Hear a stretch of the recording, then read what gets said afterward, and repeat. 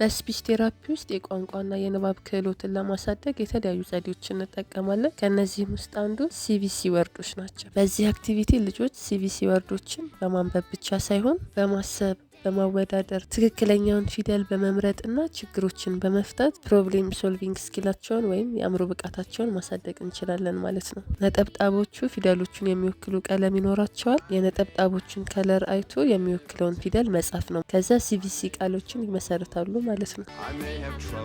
ስ አ ት ሳት ን አ ፕ ናፕ።